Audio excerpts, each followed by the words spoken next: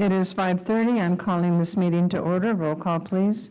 Councilmember Meister. Present. Councilmember Beltran. Present. Councilmember Wyrock. Present. Vice Mayor Carrillo. Present. Mayor Flores. Present. We'll now go into oral communications. This is the opportunity to address the City Council on any matter scheduled for closed session. Unless additional time is authorized by the council, all commentary shall be limited to 3 minutes. Anyone in-house? No. Anyone on virtually? No, Your Honor. Thank you. We'll now proceed with the City Council closed session. Thank you, Your Honor. We have 5 items for closed session this evening. The first being pursuant to Government Code Section 54956.8, conference with real property negotiators, property APN 268-100-005. Agency negotiator Patrice Hildreth and Jason Ridenour. Negotiating parties City of Porterville and Thomas J. and Deborah L. O'Sullivan Trust under negotiation terms and price. Number 2, pursuant to Government Code Section 54956.95, liability claim, claimant Austin Shuery, agency claimed against City of Porterville. Number 3, pursuant to Government Code Section 54956.95, liability claim, claimant Flora Kill, agency claimed against City of Porterville. Number 4, pursuant to Government Code Section 54956.95, liability claim, Maria Carmen, Maria Carmen Perez, agency claimed against City of Porterville. And the last is pursuant to Government Code Excuse me, we have 6 items. Oh, The we next do. is on the next page. Yes.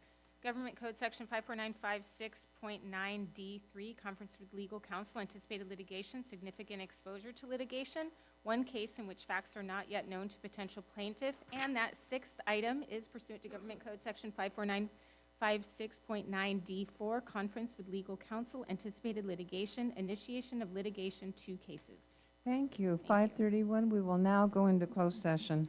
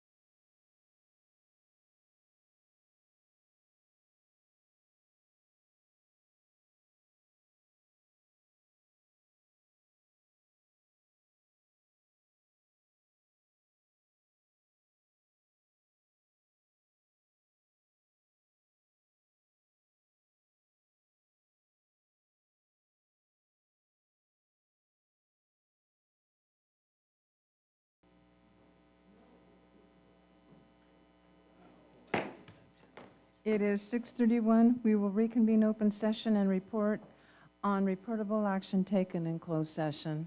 Thank you, Mayor. On the claim, item number 2, Austin Schwery, on a motion by Mayor Flores, seconded by Councilmember Beltran, and a 5-0 vote, that claim was denied. With item number 3, the claim of Flora Kell, motion by Councilmember Beltran, seconded by Councilmember Meister, that claim was denied on a 5-0 vote. And with regard to item number 4, on a motion by Vice Mayor Carrillo and seconded by Councilmember Beltran and a 5-0 vote, that was the claim of Maria del Carmen Perez. That claim was also denied. Thank you. Thank you. I invite you to please stand and join us in the Pledge of Allegiance and to remain standing for the invocation or a moment of silence. Salute, pledge.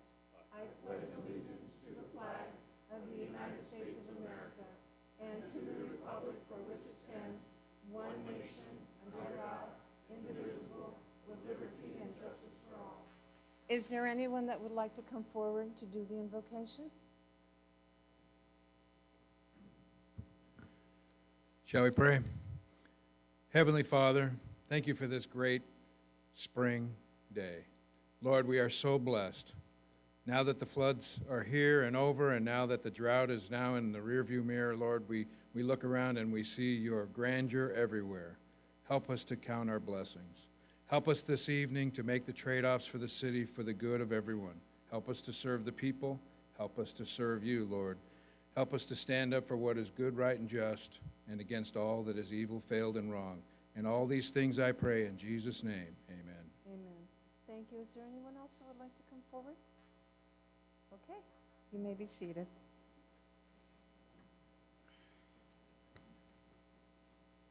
We will now go on to the Employee of the Month. Is Lucy here?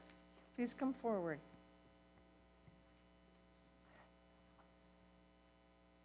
It pleases me to introduce you to Lucy Leon of the Finance Department. For the month of April, we are pleased to honor Lucy as the City of Porterville's Employee of the Month. Lucy joined the finance team in June 2021 as a part-time accountant clerk. 1. She started at the front counter with cash collections, helping our customers in processing their utility billing transactions and setting up new utility service accounts. She displayed excellent customer service, always professional and polite, even in challenging circumstances. Lucy's eagerness for learning became quickly apparent, earning her full-time status in November of 2021. She was moved to the back office where she processes closing utility bills, balances the drawers, and prepares daily bank deposits. She is responsible for reviewing cash collection reports for accuracy and resolves discrepancies between payments, receipts, and utility accounts. She is very conscientious and thorough about her work. Lucy is one of our most valued employees with excellent work habits and a great attitude. Lucy was born and raised in Porterville. She has a 6-year-old daughter, Camilla, who she loves spending quality time with. They enjoy crafting and can be found playing at one of our city parks. Lucy continues to be committed to professional development. She is currently enrolled in an accounting certificate program at San Joaquin Valley College.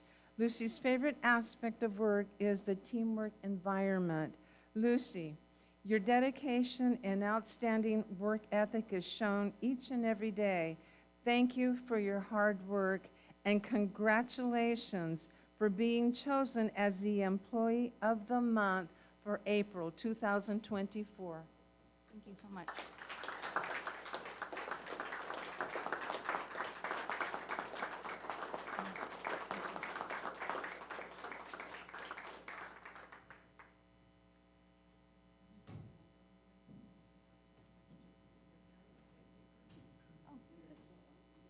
Oh.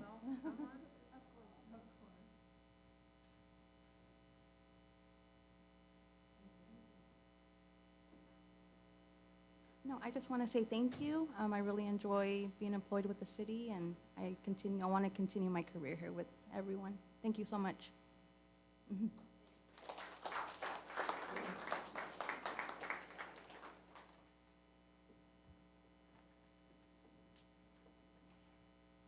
Okay, we will now move on to oral communications. This is the opportunity to address the council on any matter of interest, whether on the agenda or not. Please address all items not scheduled for public hearing at this time. Unless additional time is authorized by the council, all commentaries shall be limited to 3 minutes. You will be asked to state your name and city of residence for the record. If you are here for the public hearing, number 13, please hold your comment for then, when that item comes up on the agenda. You will be given the opportunity to speak at that time. Again, we will continue to adhere to the 3-minute time period per speaker so that we can, in an orderly fashion, proceed with decision-making responsibilities this evening. Okay, anyone would like to come forward for oral communications?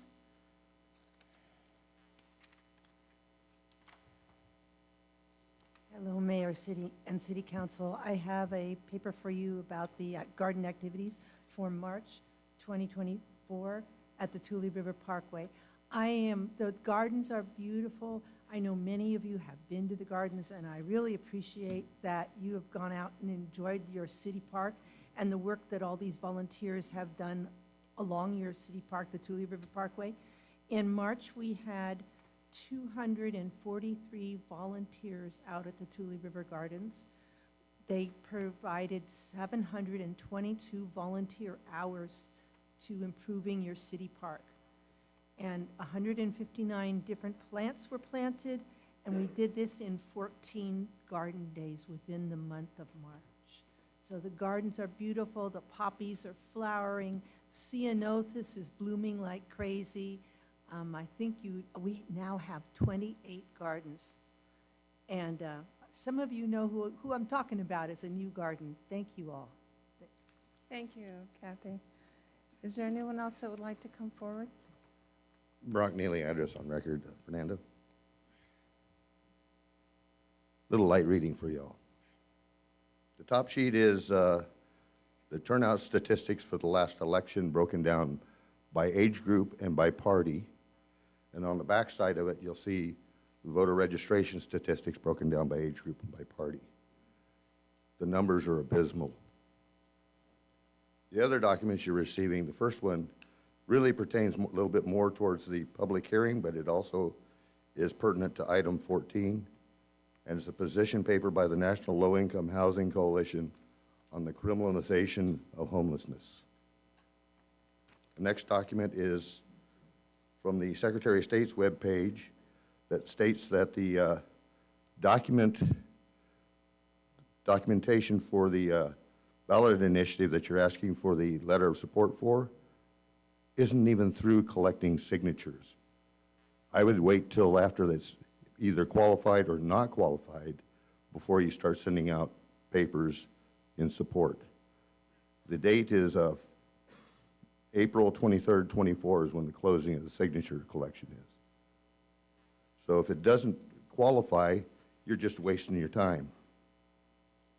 The next document is an opinion piece from the Orange County Register, really known as a liberal paper, right? Not. They say that most of the things that are stated in that ballot proposition in the support documents of it are false. There is no increase in violent crime. Violent crime is on a decline. Property crimes are on a decline. The next item is a UC Irvine study on the effects of Prop 47. There again, it debunks everything just about in that position papers for that coalition that's trying to get this ballot initiative. The next item is a paper from, if I remember correct, I don't remember which university, but it's a peer-reviewed study on the criminal decarceration policies and the effects on community safety. They say basically the only thing that it really has an effect on is homelessness. Then the last document is a study that gives a direct correlation to Ronald Reagan and the homelessness problem we have currently today, and its destruction of the mental health services, as well as the low-cost housing programs in California. So let's look at our history and not try to forget it, and use history to guide us on what we're doing from the dais. Thank you. Thank you. Is there anyone else that would like to come forward? Please do so.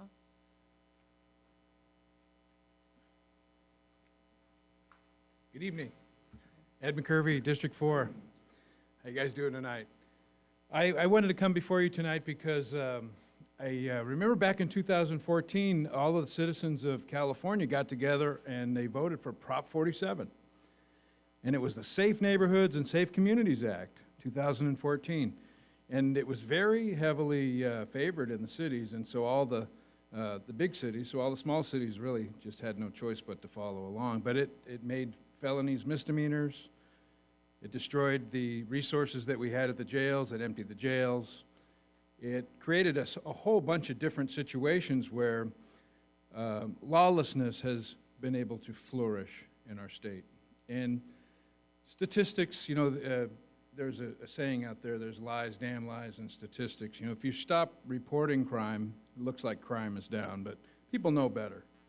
And what I would say to you is there's this idea that, you know, we all got together as an electorate, all we the people, and said, we want to have safer neighborhoods and safer communities. But that's not what happened. 10 years later, we have much less safer communities, much more drugs on the street, and it's related to both item 13 and 14 on the agenda tonight. And I'm in full support of getting this on the ballot in November and get that repealed, because we do need safe neighborhoods and safe communities. Just because we called it that doesn't mean that's what we got. The road to hell is paved with good intentions. And now the people have had enough. If you look at the recent voting with Prop 1 to try to put mental health back because it was taken away under this act, it's 50-50. The cities are starting to say, we've had enough of this smash and grab stuff. We've had enough of this. Lawlessness begets lawlessness. What I would tell you guys tonight is you're making some great steps towards reining some of these things in with the rules and the regulations that you're putting in place.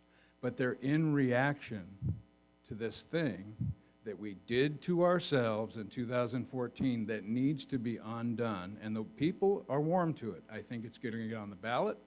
I think you're taking a bold stance to go and support that. We're a small city, but the big cities are tired of this too. And it's related to all the things that are happening. And it is hurting our neighborhoods, it's hurting our safety, and it's making our community more lawless the longer it goes on. So I applaud you for working to correct that and putting some policies in place to reverse course, and I would encourage you strongly to support this Prop 47 repeal. Thank you.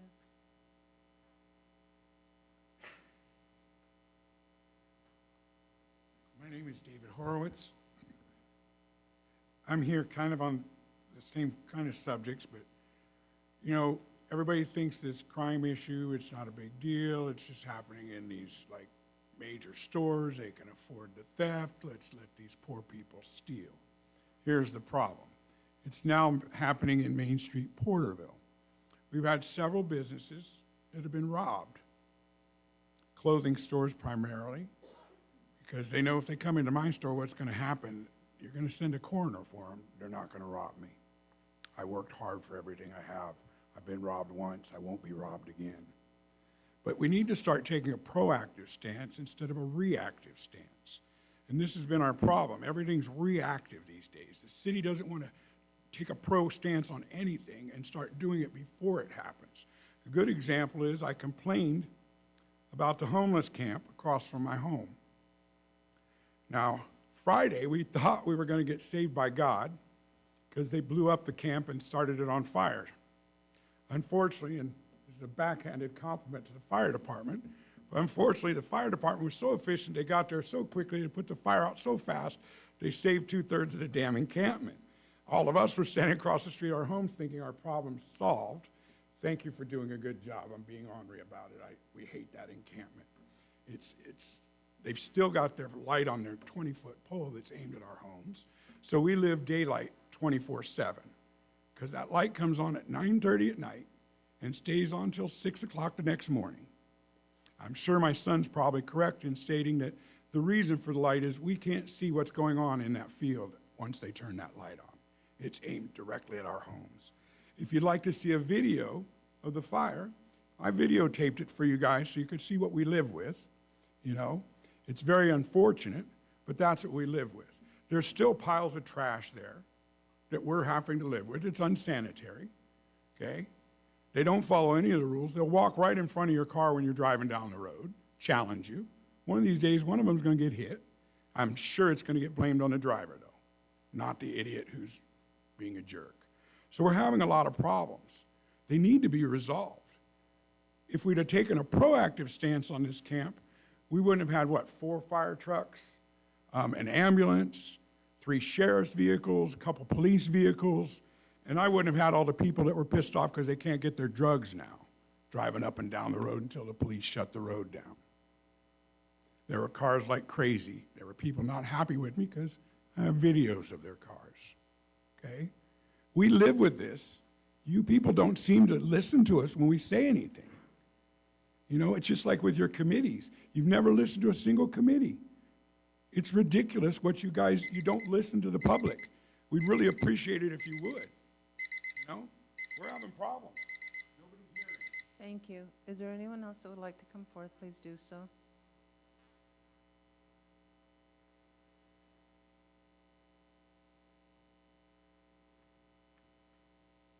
All right. Good evening, Mayor, Vice Mayor, and City Council members.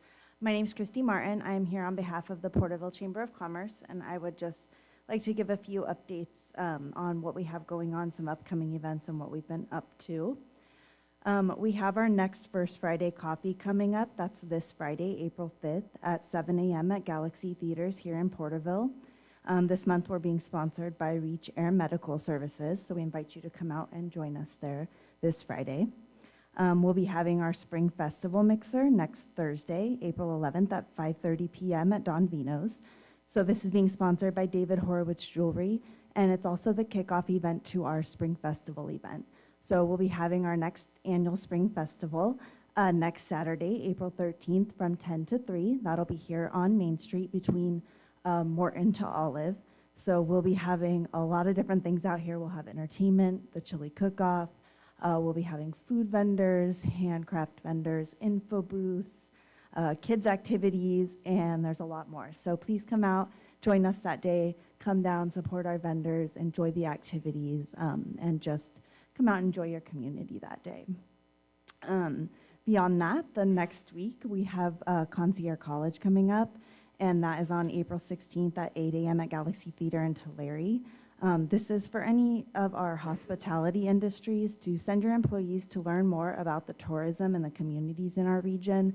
We really want to become a better promoter of our Sequoia National Forest and our parks, and especially over into our area over here in Porterville. So if this sounds like something that you might be interested in as a business, please visit our website and you can get registered there, but we'll be having that coming up. Our next coffee with the CEO will be on Wednesday, April 17th at 9 a.m. at Stafford. So it's a great opportunity just to come out and chat with board members and myself and other chamber members. We also have another business after hours this month. That'll be April 18th, and that's at 5 p.m. at CRV Medical Center. And this is going to be to meet Mako, which is their new smart robot that assists in joint replacement surgeries. And you can also have an opportunity to meet their new orthopedic surgeon, Dr. Tan. We'll be having a ribbon cutting on April 23rd at 11 a.m. for FAT Paint, and this will be in the chamber conference room. And then lastly, we were able to present at our last March GAC meeting our survey results. We surveyed our chamber members on their legislative priorities, what they want us to focus on and advocate for them. And they identified their top 3 priorities as economic development, housing, and then a tie between employment and labor laws and healthcare. So we'll be using that information to better shape our priorities and be able to better advocate for our members and also be able to take better stances on issues is our hopes. So thank you. Thank you very much. Is there anyone else that would like to come forth? Please do so.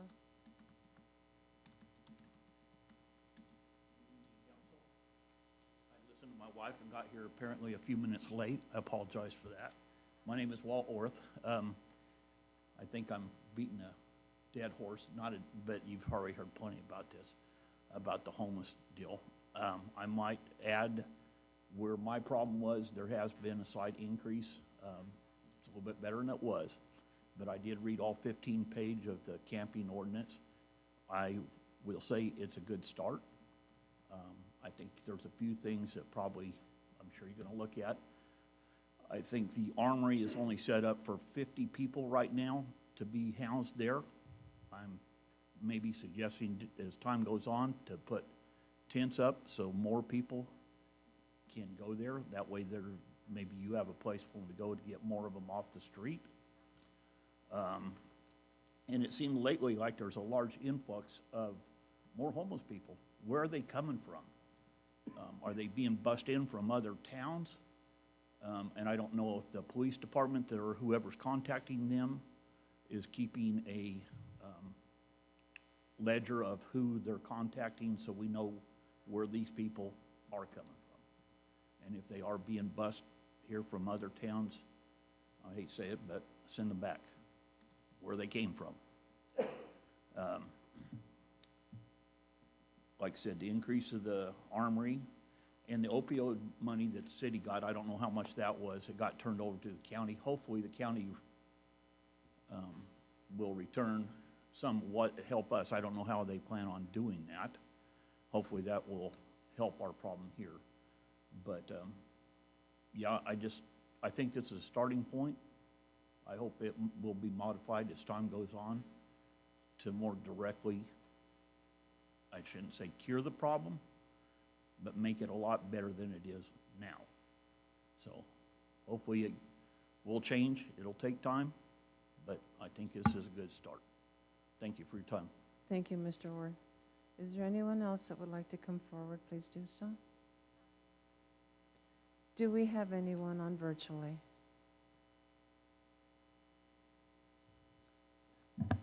No, Your Honor. Thank you. We'll now move on to the consent calendar. All consent calendar items are considered routine and will be enacted in one motion. There will be no separate discussion of these matters unless a request is made, in which event the item will be removed from the consent calendar. All items removed from the consent calendar for further discussion will be heard at the end of scheduled matters. How does council wish to proceed? We have items 1 through 12. I'll make a motion to approve the consent calendar items 1 through 12 as provided in the staff reports. We have a motion I'll second. and a second. No further discussion. Call for the vote. Passes unanimous, 5-0. We'll now go on to item number 13, the public hearing. Thank you, Your Honor. There is one public hearing before you this evening, and that is the public hearing in consideration of an ordinance regulating unsafe and unauthorized camping and storage of personal property and the protection of critical infrastructure and mitigation of harm to public health, safety, and welfare. And City Attorney Liu will be presenting this item. Thank you, Ms. Hildreth, Mayor, members of the council. So this is our, I don't know, meeting number 4, I think, on this item. So we're progressing right along here. Just for a background, at the regular city council meeting on March 5th, the city council reviewed a draft ordinance that, if approved, would regulate camping within the city and protect critical infrastructure. Staff provided the preliminary assessment of critical infrastructure and facilities that should be protected and provided draft maps and a list of public buildings and facilities to consider. The city council provided additional comments and recommended changes and authorized the staff to schedule a public hearing in consideration of the first reading of the ordinance at tonight's meeting. The draft, as we've talked about before, it would make it unlawful and a public nuisance for any person to camp on public property when there is available space for the person at a shelter location where the person is eligible and qualified to go. I know that's a lot of words, kind of a mouthful, but it reads that way because we are watching very carefully the status of what the law and what we are able to do. And so I just wanted to add that in light of some of the comments tonight. So As you all know, there is a big case that's going to be taken up by the Supreme Court. Last time I checked, I believe arguments are supposed to happen sometime this month for that, but then, and they're expecting the decision June, July-ish, could be later, you never know. But we are closely monitoring the grants pass case because it could have an effect on what we can do. We've tried to write this with flexibility, though, with that in mind, but we are waiting to see. So what we're trying to do with this ordinance is do what we are able to do under the current status of constitutional law and the cases that are out there on this topic. Okay. So with that said, if there is no available shelter space, this persons experiencing homelessness or who do not have a permanent residence by virtue of the draft ordinance would be permitted to camp on certain public property, provided that the camping is occurring in compliance with the time, place, and manner regulations that are set forth in this ordinance. The ordinance includes detailed location limitations, some specifically defined by ordinance, such as prohibition within residential areas or mixed-use areas or on the public right-of-way, and some that may be later restricted by the city because they're defined as critical infrastructure. Previously, there was a restricted buffer that we had put into the ordinance in the draft that designated a 200-foot boundary buffer around facilities and properties. But per the city council direction at the last meeting, the draft ordinance has been revised to authorize the boundary buffer restrictions to be set by resolution, with the idea in mind that that way it'll be more flexible. We can see what's working, what's not, what we need to protect, what needs to have maybe a bigger boundary, smaller boundary, and we can kind of act accordingly. So for any of the areas or properties to be designated by resolution as critical infrastructure or otherwise restricted, so if there's nothing that's even, if we haven't even specified a specific facility, but then later we do determine, we can also determine a buffer around that. So there's flexibility built into the ordinance. In addition to the location restrictions, camping is also proposed to be only allowed for a maximum period of 24 hours at any one location. There are also additional proposed manner restrictions, such as limiting the spatial footprint to about 144 square feet, a 100-foot radius separation requirement between camps, restrictions on open flames and fires, restrictions on excavations or the building of structures, and other proposed regulations to protect the public health and safety. Draft also contains a restriction on the number of individuals per camp, limiting it to 2 adult persons, their minor dependents, if any, and 2 animals. And as you know, that was the council also asked for that clarification at the last meeting. With regard to enforcement, also as we've discussed, the draft ordinance proposes an emphasis on obtaining voluntary compliance. If voluntary compliance is not achieved, it's proposed that a 72-hour written notice be provided. If there is still a refusal to comply or a failure to respond, the personal property can be removed subject to the storage requirements that are also specified in the ordinance. Shorter timeframes would be allowed due to a reasonable determination of a potential danger to human life or safety. And the enforcement of the ordinance will require additional personnel and equipment for the police department and Parks and Leisure Services Department to effectively enforce this ordinance and clean up unauthorized camping locations. Staff will be providing specific detail in the 2024-25 budget discussions specific to address that. Per additional direction given by the City Council members, language was also added to the whereas clauses, providing that all people have a right to be protected from environmental pollution and to live in a clean and healthy environment and safe living conditions. And clarifications were also made to the findings related to the City Council's belief that people should not have to live outside and that there are safer options. The definitions section concerning critical infrastructure was also clarified to provide the facilities meeting the definition can be set by ordinance or resolution, and also pursuant to City Council direction at the last meeting, health facilities was added to the list of potential examples. If the council approves this after the public hearing tonight, this draft ordinance will also repeal and replace the city's current regulations concerning squatter camps. Consequently, in the draft, we included the restrictions on unlawful camping on private property, because those were already in that particular, that section. That's defined as camping without the property owner's consent, camping in a manner that violates applicable law, or in a manner that causes blight or a public nuisance, And this ordinance, of course, will also not supersede the city's ability to enforce general applicable trespass laws. So there's still rules on that will remain in existence. As has been previously discussed, in the development of any regulations designating specific locations where camping will be prohibited, the city must balance the constitutional rights of individuals experiencing homelessness with the city's obligation to protect the public health and safety. The draft ordinance has been developed so as not to restrict locations for camping in such a manner that individuals have no alternative places to go. The draft ordinance also includes specific findings substantiating determinations of public health and safety concerns related to the proposed restriction locations and identifies certain public health and safety dangers that are being addressed by those location restrictions. So at this point, the staff's recommendation is that the City Council hold the noticed public hearing and consider any testimony provided and consider whether to approve and give first reading to the draft ordinance. Now, with that being said, I do know that we did receive some comments already during oral communications, and I just wanted to let the public know that what we can do, we heard those, they'll be part of the record with regard to this item. You guys have already heard them, so we don't need people to come up and say the same thing. But of course, this is a separate public hearing with regard to the ordinance, so, thank you.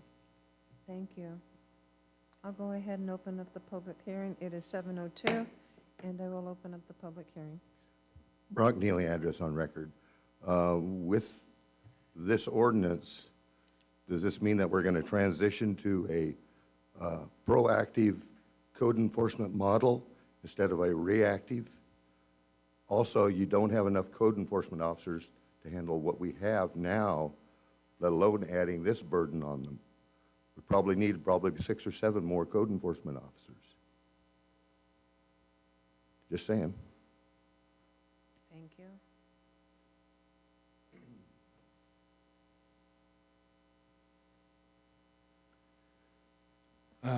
Ed McCurvey, District 4. Hey, just a couple more comments.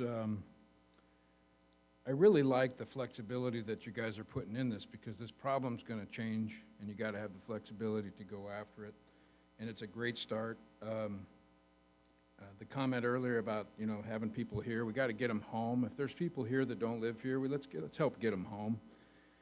There was a comment about constitutional rights, which is really important to me and to those people we're talking about, but they go for everybody, right? So if somebody has got some constitutional rights, we got to make sure they're not stepping on someone else's constitutional rights too. So let's make sure we keep that in balance.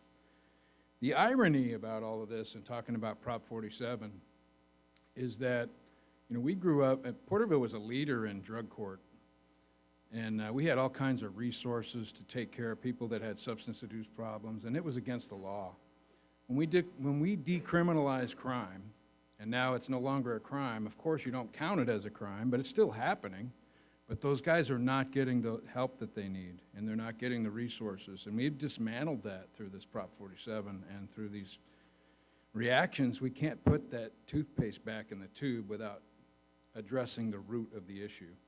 And that is that we need to get these guys some help. And we saw that in Proposition 1 vote, that people want to get them some help. The irony is that we took the help away. We emptied the jails. We used to detox them, charge them with a misdemeanor or a felony, and then they would be detoxed and getting some help, and they could go through a drug court. We don't have that anymore because of what the policies of the state have forced us to do. So I applaud you for trying to react, and I know we got to be more proactive, and if we need more staff in areas, I'm sure you can make the right adjustments to do that. This is a good thing for the city to have rule of law. Law and order is better than lawlessness and disorder, which is what we have right now. And there's a whole lot of people still being impacted by this, and it's not safe for communities and not safe for neighborhoods, but this will help. So I applaud you guys for taking the time to do this. Keep it flexible. Keep the pressure on. If we make it hard to be homeless, they won't be homeless, because we're finding out that a lot of the people out there are choosing this life as a lifestyle, and that's not acceptable. That's not civil society the way that we understand it. So we got to get them the help that they need, because they're obviously got some problems if they're choosing to live under a bridge or in their own filth. And so we have to care for them too. And so keep that in mind as we go through this, because as we add those avenues of care, we have to have the place to enforce the law with the armory, but expand it out if necessary. We have flexibility. Let's be smart. Let's do the right thing. Thank you. Is there anyone else that would like to come forward?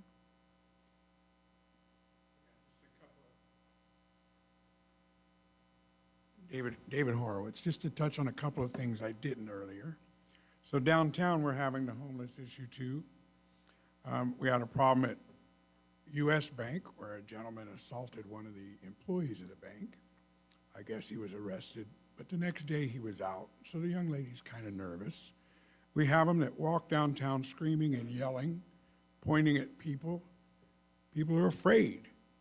We've got to do something where people shouldn't have to live in fear, and they shouldn't have to worry about coming into our businesses because of these people. We're also having a problem downtown with them because they want to camp out in our entrances.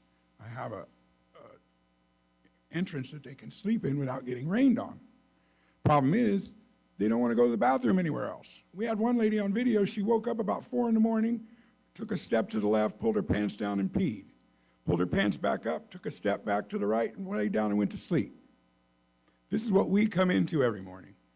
US Bank, the manager complained to me about it today when I was in there. She's having the same problem. She's also having a problem because her security officer is a female, and she's constantly getting into problems with these homeless people they want to sleep in the entrance during the day. It's not safe. Something has to be done.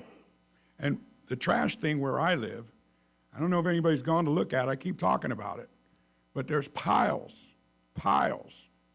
of trash bags because they don't have facilities there. They go out into the field and they pull their pants down, they do their thing. I'm tired of hearing my wife complain about it. She really, unfortunately, she's right. She has a right to not have to watch these men pulling their pants down in front of her. So you can either protect us or you could take a soft stance. But I hate to sound harsh, but we have a right to our constitutional rights as well, which is to live free from all this. So who are you going to protect? Who's more important to you? The people that are paying the taxes or the people that are making these firemen work extra hard for no reason at all? It's an expense to the city, I'm sure. Somebody's got to pay for all that man time. And I'm pretty positive those people out in that field don't have the money to pay you. Thank you. Is there anyone else that would like to come forward? Please do so.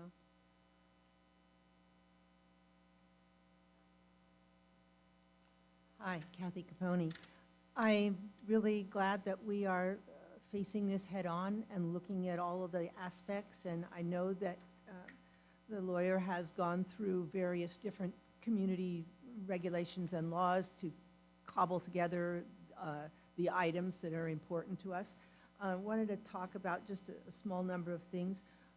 One, it may not be it's something that you directly put in this ordinance, but something to consider, and that is how can the public report incidents of a problem?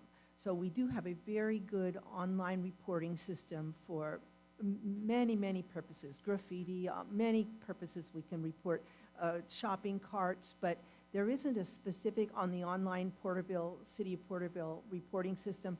I don't see a specific thing for homeless encampments, and that might be a really good thing to put in our reporting system. Now, one of the things that deals more directly with the ordinance is the issue of people who are homeless who have pets. And are we considering, are we providing shelter? I know there has been, during the emergency time, sheltering of animals. But if we're providing a bed for a person, and I'm not sure whether currently they can come into the shelter if they have a pet. And if they have a pet, they're not going to leave that pet outside without them. So I think we need to provide shelters have animal storage, animals allowed in them. It's a very difficult situation, but I think it's a step in this process. On page 2, right under number 5, there's a whereas. It's just a little editorial. On the second line, the word, near the end of the second line, including, I think that word should be removed. It's kind of a multiple sentences maybe put together. Anyhow, that word including, I think, could be removed. And then on page, on page 5. On page 5 at the bottom of the page, on item J, I would like to recommend that on the line that starts with waste, you put a comma after the word waste, and then put there damage to park features and plants. Damage to park features and plants. And then you have your comma and public safety hazards to both people and camping. Because later on in the items that are not allowed is not to damage trees and landscaping. So I think this statement and this part makes a lot of sense. Thank you very much. For my, so can you say that again, Kathy, the part you just cited? Sure. Sorry, I missed it. Page 5, item J at the bottom. Okay. The line that starts with waste. After the word waste, put a comma, then damage to park features and plants. We'll obviously have the council consider it, but I just wanted to get it Yeah, on so I could. great. Okay, thank you. Thank you. Thank you. Is there anyone else?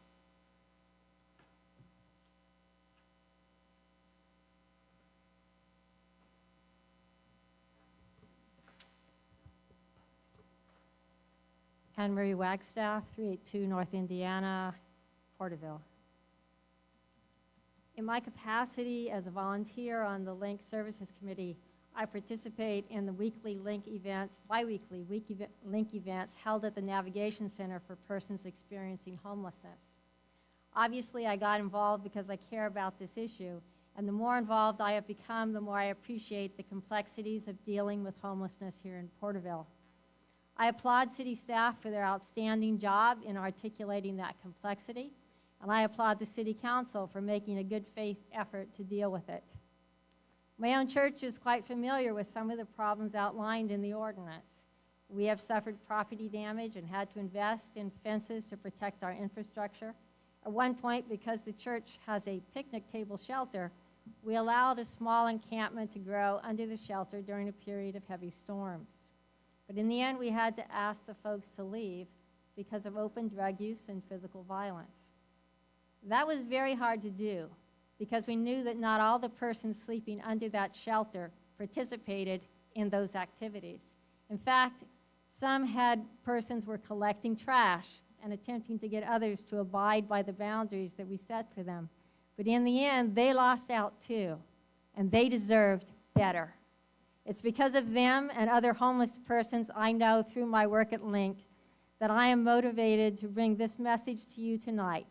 Much more important than whatever ordinance you pass will be how that ordinance is implemented and to whom you listen to about that ordinance and implementation. And these two, to me, seem intertwined, and that's why I recommend that you listen to two groups of people very carefully before you pass or implement any ordinance. The first is those who are experiencing or have experienced homelessness in Porterville. They're not likely to ever come to a public hearing, but they will be the persons most impacted. In my experience, they know things we don't. The second group is made up of those who work daily, face-to-face, with those folks in Porterville. People like the director and staff at the Navigation Center, the Police Department SMART team, and the homeless liaisons like Narciso, who works for Family Crisis Center, and Art, who works with PATH. They know more than we do about how this ordinance is likely to play out. In particular, I hope you will ask both groups this question: what do you anticipate will be the experience and the response of those living homeless in Porterville to this ordinance? I don't think we know the answer to that question. So I hope the council will take the time to ask before you pass and implement the ordinance. That's going to implement some of the most vulnerable people in our community In my religious tradition, there are no throwaway people. Thank you. Thank you. Is there anyone else that would like to come forward? Do we have anyone on virtually? No, Your Honor. Okay. It is 7:16. We will close the public hearing and bring it back. How does council wish to proceed? I really want to say thank you before we start the discussion for everybody's input and the information that is brought to the table by the community, the business aspect, Mr. Orth, who read the document, and I want to thank you for indicating that it's a start. And I also want to say I echo the sentiment because on any given day, I have driven, I have reported, and I can see the sensitivity to the business community. And I want to thank the officers who have been on task to be there. I have seen the SMART team walk on Main Street and talk to several of the business owners, and there have been complaints that have been brought to the table. I thank the people who participate in the Navigation Center and also with the parks. There has been a lot of damage there as well because I have seen it firsthand, and it's kind of sad when you go and you're trying to make the public parks and for public use, and there are sensitivities to that regard. So I want to just open up the dialogue that I can really appreciate the information that has been brought to the table. We've seen it, we've walked it, and we'll go on, and I'll open up the conversation with Councilmember Beltran. Yeah, thank you. There was a lot of preparation going into how to address this from not just a law and order stance, but also compassion. It's a delicate balance, but it can be done. I'll address a couple of statements that were made and just the city's working hard on addressing some of the issues. Restrooms are going to be placed at the Navigation Center, so they're not using downtown areas, alleyways, and stuff. We're trying to address that. Unfortunately, limited funding because just there's a lot of strings attached to funding. But the city has, I mean, it may not feel like it's not happening fast enough, but this was a goal for the Link Committee to get showers and restrooms, so it doesn't create a problem for local retailers and restaurants and just the public for human waste and issues with that. It's unfortunate that we do have this Constitution that does protect people, and sometimes we want to say that they always get it right. But a lot of people know about the Boise case in which we might think of it as trash, the courts see it as it's their property. So as much as we want to throw it away or it's a blight or it's a hazard, the courts don't always see it that way. But hopefully this ordinance will help minimize that effect in the community. We'll address it. I think if you read through the ordinance, if things have to be confiscated or moved, it's going to be noted. It's all inventoried for those individuals. There's a fine line between those. So just to address some of those public comments about moving forward and how we'll try to, I would say, keep a lid on the effects that homelessness can affect in our community. There's no one-shot fixes it all. It's multifaceted, whether it's substance abuse, mental health, financial. There's a lot of issues of what comes to homelessness. It's not just a one issue. I can't address exactly how the city is going to implement. I believe our last PIT numbers, there's over 200 in our community that were counted. Obviously, there's not enough shelter for all of those. This is part of that effort to get individuals into the Link services to help them in their situation, whether they're veterans or domestic violence issues, disabled, whatever it may be. It's to encourage them to go down and get these services and get them connected. Unfortunately, sometimes they create their own communities, and I get that for safety, for support. A lot of them can relate to each other. And that's a really hard challenge because they get used to that. Maybe they're in a generational cycle in their family or what have you. It's really hard to get them to see the light. But again, this is a multifaceted effort. I appreciate I'm not sure if our city app has a section for encampments. Is that something we do have right now? Does anybody know? I've used the app for several things, but I don't know if there's one. If there's not, maybe we can add that? Yeah, Okay. I don't think there is. I could be corrected, but we certainly would add that, yes. Again, trying to address it's a numbers game, whether it's financial or the resources and embedding. We can adapt. We're going to expand some of those efforts. But just like anything, a police call, there's priority 1, priority 2, priority 3. There's going to be those high priority cases, and then the other ones slowly. Like I said, our whole main goal is voluntary compliance. We're not trying to come back and imprison people or make their situation worse than where they're already at.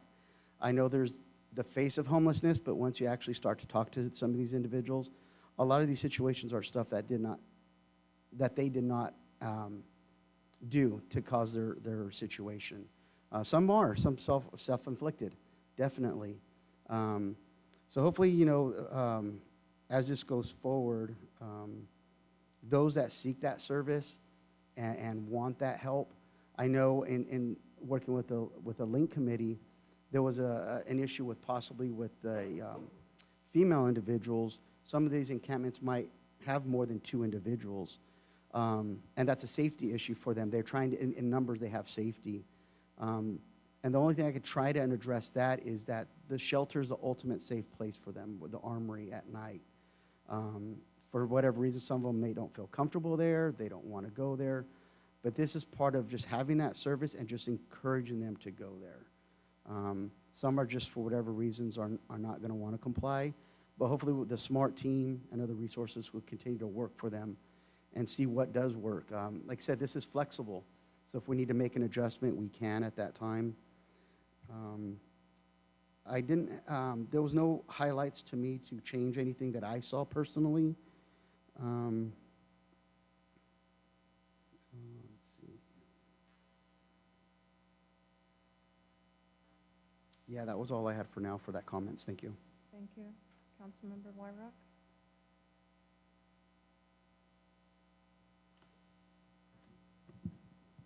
Thank you, Madam Mayor. I really like the language. Last time we talked about adding health facilities to the area or to this ordinance, and I appreciate seeing that. I did not see that we went to, instead of 24 hours, to 48 hours, and that's okay. Oh, because, did we? I didn't know that we did. Well, I just asked, because of the sensitivity of some individuals, they might not know really what to do, but I'm okay with 24 because it's when they get cited, and then they still have 3 more days, right, to find a place and to move on. So I guess 24 hours at one spot is okay. I'm still kind of worried about Yeah, I mean, the reality of it is if somebody's there, because of our noticing periods, it will be longer. That's a good point. I mean, it sounds like, oh, you're going to be moving in 24 hours, but frankly, no, because of the noticing, it'll be longer than that. But they will still hopscotch around, right? So they may be back to that first place within a couple of weeks, possibly, if they're abiding by the statute, and every 24 hours they move, and then they move again. And then I think City Manager Hildreth, you shared with me that it's more than 600 feet or 900 feet they have to be after, yeah. I think it was 600. 600, okay. So the whole hopscotching thing is something that's still on my mind. I really applaud the effort that staff made to have the wording by resolution so that we can keep this fluid. I know that we're going to be ramping up policies and procedures on how to deal with the different things that we anticipate coming up. And then the things that do come up and we learn our lessons, we can modify those policies and procedures. So I appreciate that, that opportunity. I thought when we were talking about the pets, I agree that, you know, I love my pet, my little dog. And if I can't take my dog, well, it's okay sometimes, but, you know, that's a big part of their life. And if they didn't have that to care for, you know, they'd maybe have nothing. So what about that? Does So we the do- we actually Armory and the have- NAV Center allow animals? I don't recall. The Armory, actually, we allow pets, we have kennels, and on a Both places? regular, actually, right now, every evening, there's 9 dogs at the shelter every night. I mean, we obviously have to be careful because we have to also worry about the safety of others. Sometimes, you know, your dog may be your best friend. They're not necessarily everybody else's best friend sometimes. So we have to make sure that we do that in a way that is manageable. And it's theoretically possible that you could have too many and they may need to be over at you may need to have the dog at the animal shelter instead. But the goal would be that there would be some place for your animal, so. Would there be a spot at the animal shelter for temporary overnight stays? Maybe potential, thank you. I heard the comment, and I appreciate the comment about getting input from the homeless people and the people that work directly. Can maybe some of our policies and procedures be drafted in such that we have a little questionnaire that we go out and do some more surveys and see what they need? Yeah, that's a good point. You know, so I would read that great comment, and there were a couple other comments concerning reporting and those kinds of things, and absolutely there is a provision in the ordinance for the development of administrative regulations, rules, policies, and so those things will be covered, and so the staff can absolutely take into account communication. I think that's already, frankly, sort of built into this too, with the goal for voluntary compliance. There's going to be an educational aspect. There's going to need to be back and forth so that we have a better understanding of why somebody is where they are, why they can't, you know, they feel they can't be in a shelter if that's the case, and try to figure out solutions. I mean, obviously we're not going to have we don't know how this is, this will be a learning experience for the city as well. We know that. We know this is not a perfect solution by any means, right? But the city's trying to do, by virtue of this ordinance, what it can do. And I think that we're all going to learn. We're all going to be learning together on this. Go ahead. At last month's Link meeting, I did let them know about today's reading, all the agencies that service that and that would be impacted. And we have the one volunteer, actually 2, but 1 spoke. So it's frustrating. We get the message out, but we don't always hear back. Thank you for coming. There was one other thing, but I lost it, so if I could reserve a moment, maybe later. Thank you, Madam Sure, Mayor. and I just want to say another comment, and I'm looking at staff to this regard, that anytime there has been communication with regard to homelessness, that staff has worked directly with the Kings Tulare Homeless Alliance and have gotten input, especially with the Navigation Center.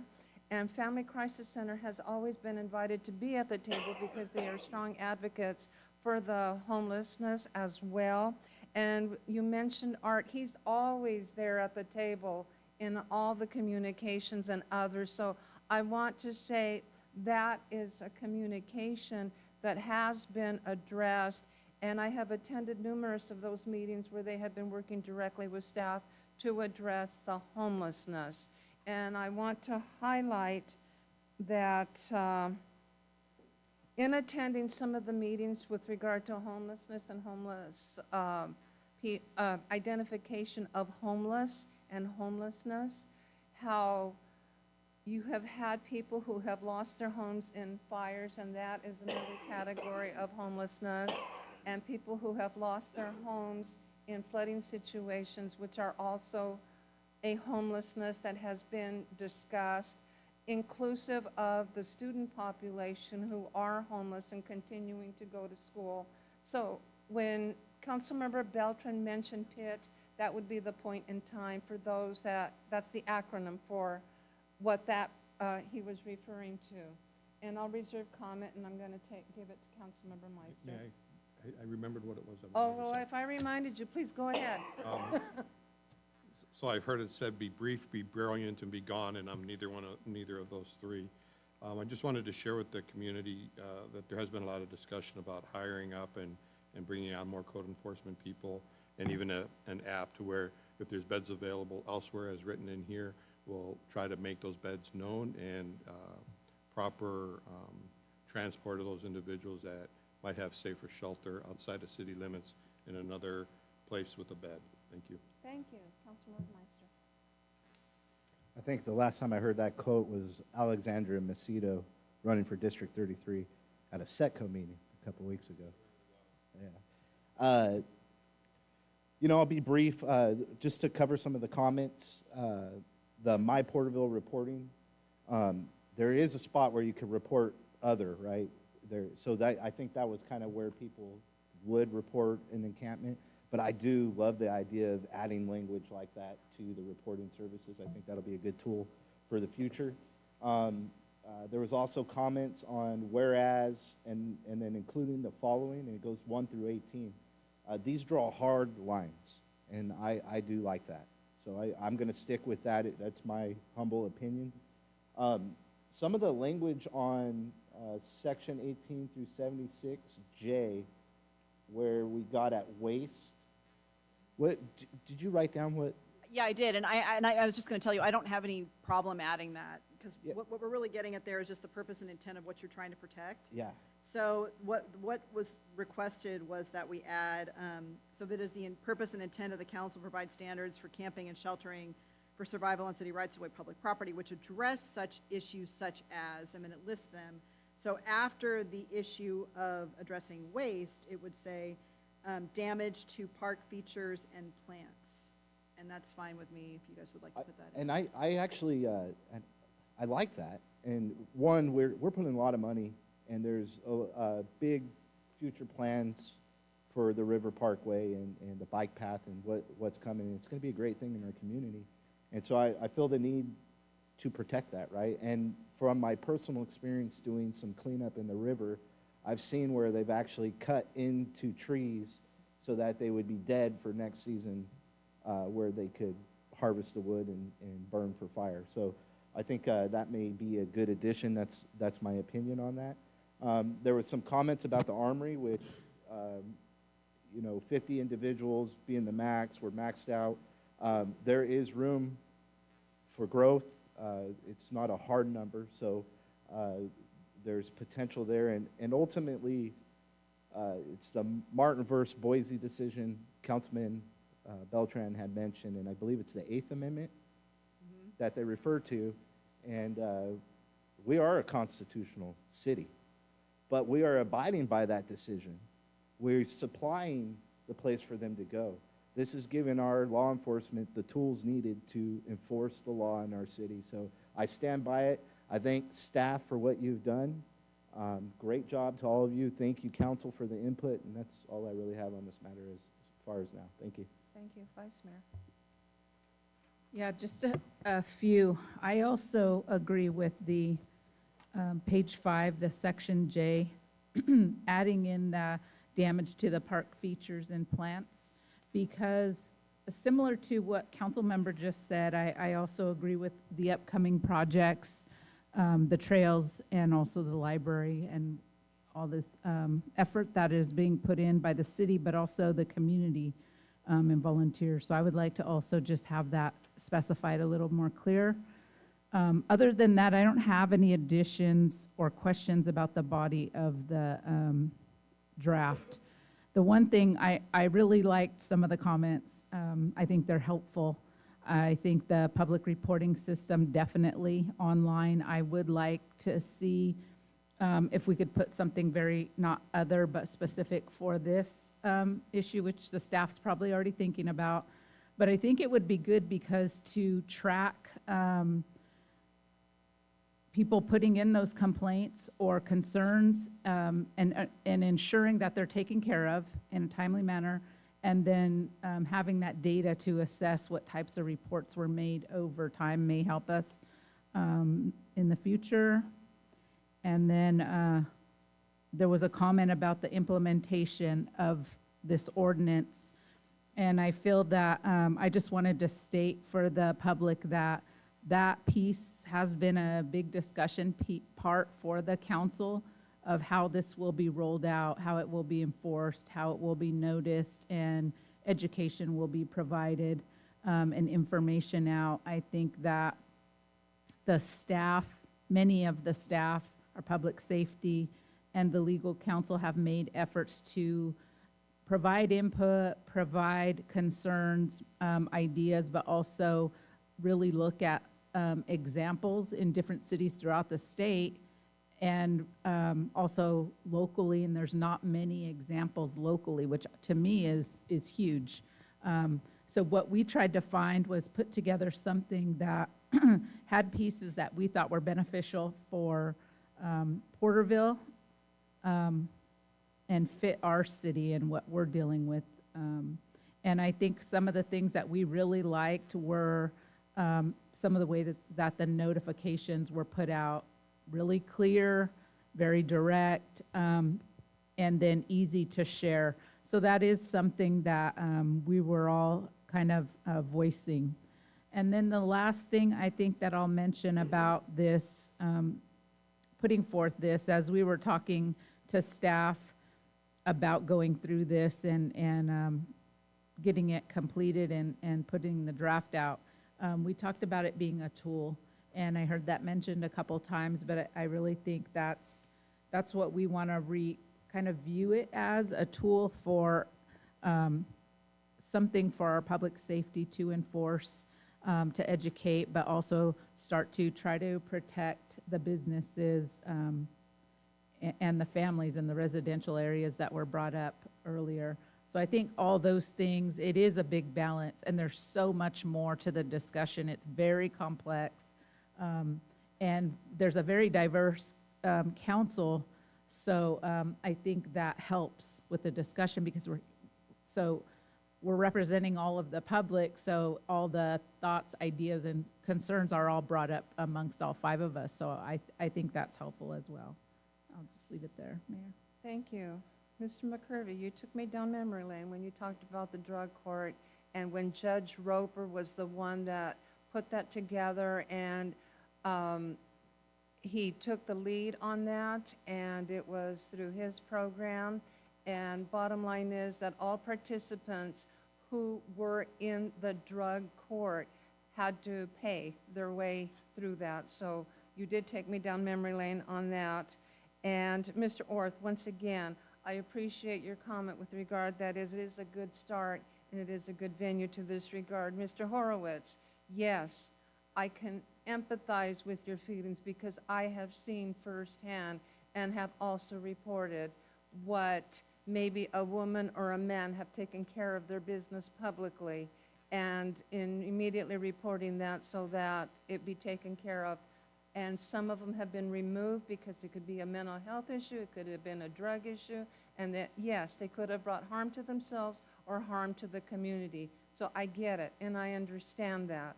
So all of that has been addressed. And Ms. Wagstaff, Mary, I have to tell you, you know, you were very passionate when you're speaking because you've been involved with the homeless population for many years, and how it is warm felt that you opened up the church for that, and you saw what worked and what didn't work, and how difficult it is, and your participation on the Link Committee. I appreciate that, and of course Denise as well. Kathy, again, you have been working so hard in the community, in the Parks and Recreation. I understand your sensitivity because having gone, I've seen some of the damage that has been there as well. So it's been, and Mr. Neely, you know, you talk about a proactive approach and code enforcement. I believe there'll be some people that will be sworn in a couple of days. Well, there'll be an addition to code enforcement. And I want you to know that as well. Now, I'm going to bring it back to the council, and I want to say before I take it on, I don't have a problem with the addition of the wording that was brought to the table, and I really don't have a problem with how everything is written in the document. It is a start. It's a tool. We have flexibilities, and we can go from there. And we can see what works and what doesn't work. And again, input is appreciated, so it is important. that we continue to go in a direction and start from there. Well, if there's no other comments, you got, Yeah, just one. I can't help but reflect on a certain member of the community that's well-respected, came to council chambers about a homeless encampment with lights shining in their front window. And then within a matter of weeks, a huge fire occurred there. And I don't know if we've cleaned it up yet, and I'm not asking for anything, but we have in here on page 8, section 18 -78, item B1, camping is not allowed within a residential zone property boundary or within an area zoned residential as determined by the zoning map and municipal code. So I don't know how we're going to roll out which policy and procedure to address first, but I think if a member of the community comes to council and brings something to our attention, it should be addressed. And then secondly, at least discussed more and addressed, but if we put it on an app, I want to make sure that it stays in the light of day and doesn't just become a statistic down the road that's a delayed action that could still be out there causing potential harm to the people in those camps or in the neighborhood nearby. Thank you. I just, with the app, Don, they actually, there's city staff that communicates with the person that puts in the complaint. So there is that communication.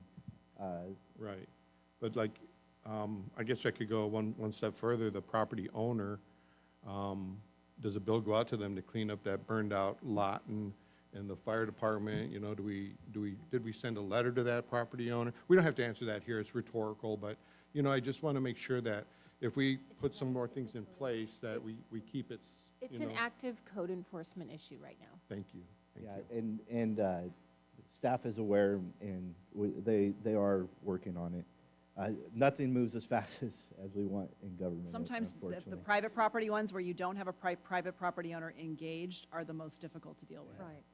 And I For mean the no city. slight against the staff. I think this is a great city and we do move fast, but I understand the time constraints and the legalities of it Yeah. all. So thank you, And Councilmember I Meister. wasn't trying to make a shot at staff, it's just the nature of the beast. But if there's no other comments, I'm ready to make a motion. Okay, there's a motion on the table. So my motion is to go with staff recommendation and then to add the language on section 18, or amend section 18 through 76, section J, and then the language. Sure, and I think we can just say as amended, I think I stated on the record, so we've that's got it to amended. add to, Perfect. this very specific language to add to that section. There's my motion. Thank you. A motion on the table Second it. and a second, and if it's approved, we'll give the first reading by title only. All right, call for the vote. Passes unanimous, 5-0. Thank you, Mayor. An ordinance of the City Council of the City of Porterville repealing Article 7 of Chapter 18, Sections 18-76 through 18-83 of the City of Porterville Municipal Code and replacing it with Chapter 18, Article 7, regulating unsafe and unauthorized camping and storage of personal property and the protection of critical infrastructure and mitigation of harm to the public health, safety, and welfare. Thank you. All right, we will now move on to the scheduled matter, item number 14. Thank you, Your Honor. Item 14 is the Homelessness, Drug Addiction, and Theft Reduction Act Initiative, and Deputy City Manager Ridenhour will be presenting this item. Thank you, City Manager and Honorable Mayor. As noted earlier during other matters, at its meeting on March 19th, the City Council approved Council Member Meister's request to discuss Prop 47 at the scheduled matter tonight. Prop 47 was a ballot measure passed by the California voters in 2014.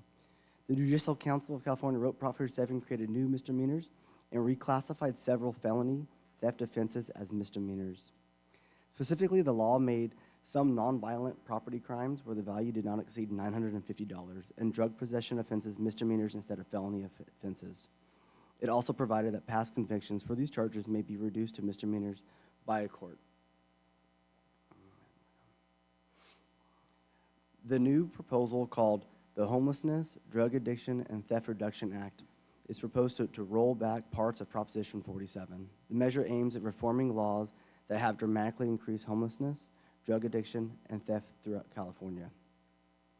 The measure is proposed to do several things.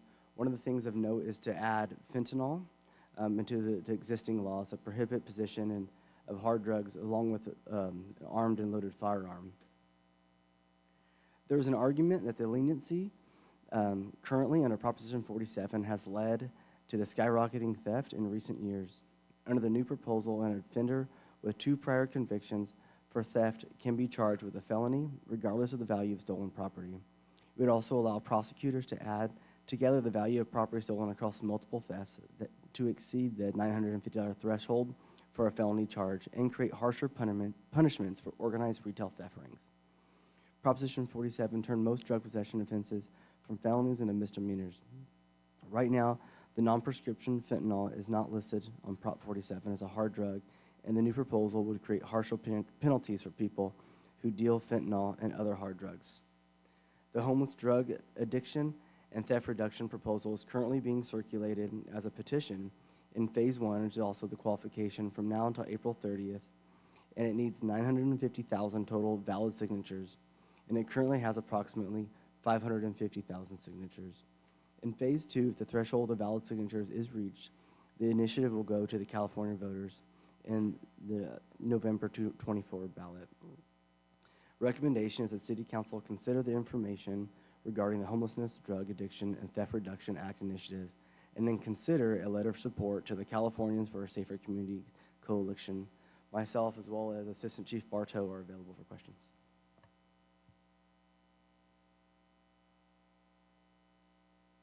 Okay. Council, any questions? Any communication? Councilmember Beltran?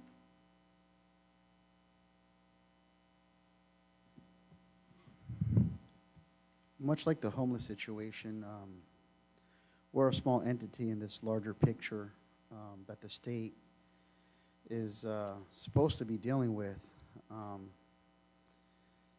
They've tried many different ways. I mean, you can make statistics look all kinds of different ways, but when I personally go to some of the large retail stores and I see people running out with equipment and it's beeping, I didn't see that 10 years ago. When I see the overdose deaths from fentanyl, I believe the number is equivalent to a 737 jetliner crashing every day. That would get your attention. So Prop 47 has done nothing in my eyes to really help anybody. So yeah, I mean, I'm in support of anything that is to help. One thing is accountability for these individuals, and much like the encampment ordinances, is just try and get a letter of support to the legislature at the state level saying we're asking for help in our local communities and we're not getting it. I know they're in an echo chamber in Sacramento. It's unfortunate. This isn't all over the country. This is only in certain cities and certain states. This doesn't happen everywhere. And there's a big distinction in what communities it happens in states versus others. And it has to do with politics. So I'm in support of this. I mean, if I have, I look for this online to see if I can have a digital signature, but I couldn't find it. So I'm looking forward to getting a physical copy and going to coworkers, neighbors, people at my church to help get to that threshold of, was it 950,000? Again, I'm looking for this online, Googling this, and I can't find it. That tells me something too. I don't know if there's a system behind that doesn't want people to know about this, but that's sad in an era of all the information's at your fingertips, but it's only what certain people might want you to find. So that's unfortunate. I don't like to get political on stuff, but I don't think there's a politics in this one as far as just trying to do what Prop 47 wanted to, but maybe giving it actual teeth. So whichever way that looks like for us as a body, I'm all for that. Thank you. Thank you. I just want to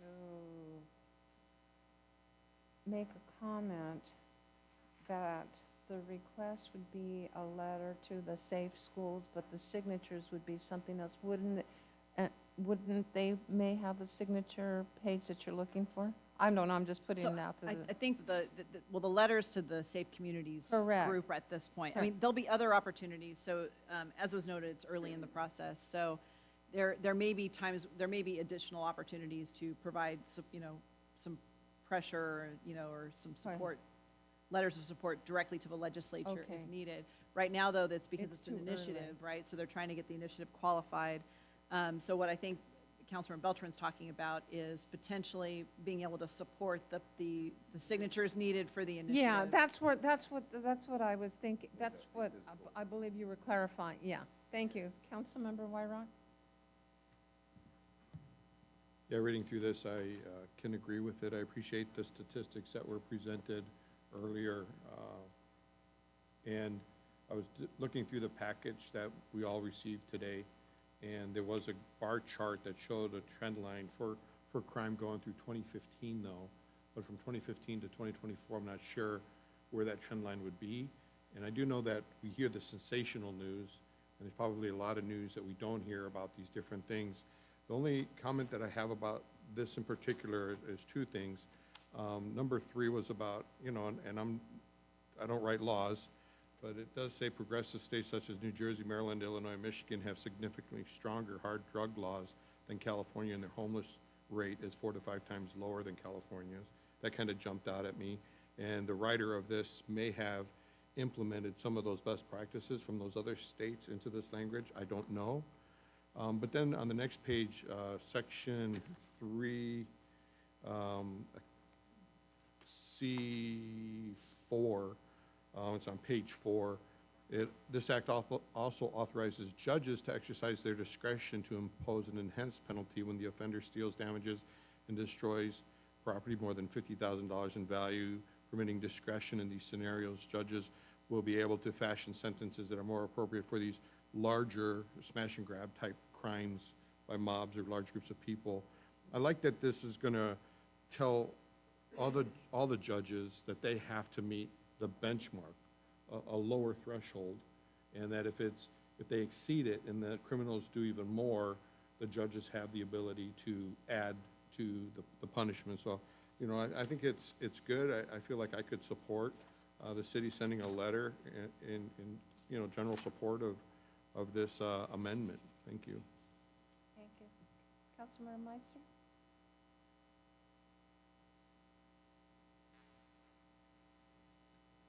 Well, we live in strange times. You could change the definition of what a woman is, but I know what a woman is. You could change the definition of what a recession is, but I know what I'm living in right now. I know times are hard, inflation's real, right? You could change the definition of what a crime is, but we all know what's right and wrong, and we're living the consequences of it, right? Over the last 10 years, Councilman Beltran made a perfect point of, I didn't see the smash and grab tactics 10 years ago, but we're seeing it today and we're living it. Originally following Kevin Kiley is where I found this petition to repeal Proposition 47.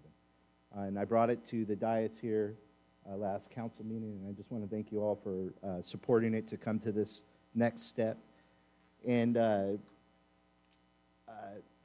ultimately, in the beginning, I was asking for a different process, right? And my request was to write the governor, write Public Safety Committee, Health and Safety Committee out of Sacramento, and our local legislatures. And tactically, it was the wrong move because we don't want to put this in their hands to appeal this proposition because they're not going to fix it. What we need to do is put it in the people's hands to repeal this and bring it back and bring back law and order, accountability, stopping crime, and mandate drug treatment. And I'll share a story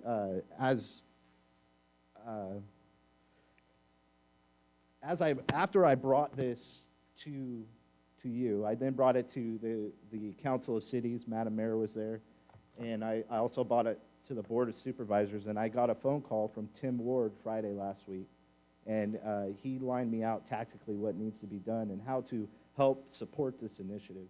And I'm 100% behind him. He's right in what we need to do to address this issue. Now, the word is that we have around 600,000 signatures. We had to get to 550,000 to be able to be on the November ballot, but we're shooting for 850,000. Now, there's initiatives across the state, and we're joining that. And that's exciting on another level. But another story I want to share just with Proposition 47 going away. As I was going, and I've already turned in 100 signatures today, and this is the petition here that I got from Kevin Kelly in the mail, and I'm hoping that you guys will join me in signing it. But talked to a coworker as I was getting signatures, these 100 signatures, and he is an ex-Northania from town. He went through the drug courts here in Porterville, and he credits Judge Roper for saving his life. And Proposition 47 took that away from us. And it was kind of eye-opening for him because he didn't realize where it's at, how far the laws in California has gone to now start impacting the people and hurting our community, hurting our law enforcement, demoralizing our law enforcement to the fact where it's almost, what's the point? They're just going to be out the next day. We had a member from our community just talking about that, where someone's arrested and they're right out the next day causing harm on Main Street. So I thank you for this time. I hope that you support this letter going forth, and let's rally the troops here in Porterville and get some signatures, and that's all I have. Thank you. Yeah, just real quick, so that this item is in regard to the letter of support for Californians for Safer Communities Coalition. I'm okay. I don't have any questions with this letter of support. My only question would be, because the last time when, at the last meeting, Councilmember Meister had brought this up, and at the end of that discussion, Mayor had asked Chief Costello, his feedback on that. And so I just wanted to be mindful that we're taking in that place where they're at in this discussion and issues with Prop 47. So as long as the department is okay and this is helping support their progress, then I'm okay with this as well. Thank you. Were you going to say I something? was just going to Please. clarify that, yes, actually, the police department personnel did help draft this item. Thank you for that, because it is important. And first of all, I want to say, when it was brought so that we can place it on the agenda, I'm not going to politicize this. I'm going to look at our city, and I'm going to look at our police department for the public safety of our community. And that's where I read the letter. I don't have a problem, but yes, it's true. Prop 47 did cause a lot of harm. I don't deny that. And especially for a lot of the businesses, and if any of you have been burglarized in the privacy of your own home, it's the violation that's the hardest, and it's a big hit. I'm just going to personalize just for a brief moment. I was broken into while I was at work. I had already been to my house and lunch, and by the time I got home to something, and the violation hit very hard because they went through things that I didn't permit them to, and they took what they could carry. And it goes back, you see it, but then again, there was nothing that was done. And I see it. So just know that I'm now coming back to what we're the focus on, the emphasis. Yes, I can empathize with all the people who have been harmed by this. And it could be your neighbor, it could be the person that comes in and just talks to you, it could be the person sitting next to you. And again, we need to support our public safety, our officers who are out there, who are there to protect us. So if you were involved in the drafting, and I believe District Attorney was involved in this, I don't have a problem with supporting this letter to go to the California Safers. So with that being said, how does council wish to proceed?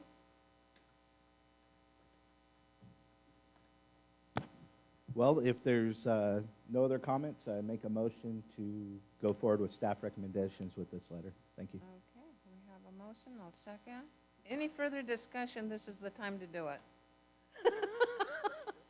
If no further discussion, call for the vote. Passes unanimous 5-0. Thank you. All right, we're moving on right along. Let's get this done. Oh, AB 1234 reports. Okay. This is the time for all AB 1234 reports. Okay, I'm going to keep it short since the first 5 are mine. And I'm going to go with TCAG. We met on March the 18th. On the transportation consent calendar, the adoption of resolutions for the Transportation Development Act. It was an informational item of federally funded projects. The transportation action discussion items, information items for unmet needs, then it went into a public hearing. A couple of comments were received from the audience. The final day to submit comments was March 31st. All comments will be reviewed with Transit Agency for their consideration. They will meet on May the 14th to make recommendations on each of the comments and will be brought back to the TCAC board for action in June. There were presentations. The City of Visalia provided a status of transit. The Tulare County Regional Transit Agency, the TCRTA, the status of transit. Then there was Cal Vans, who provided informational updates on how the agency operates. And the status of Cross Valley Corridor bus planning was information. I asked for the direct link to that survey so that board could participate, and that was supposed to have been sent out. The remainder of the items was informational. Caltrans monthly report. Again, with regard to the roundabout, it was reported that it will go to bid in June.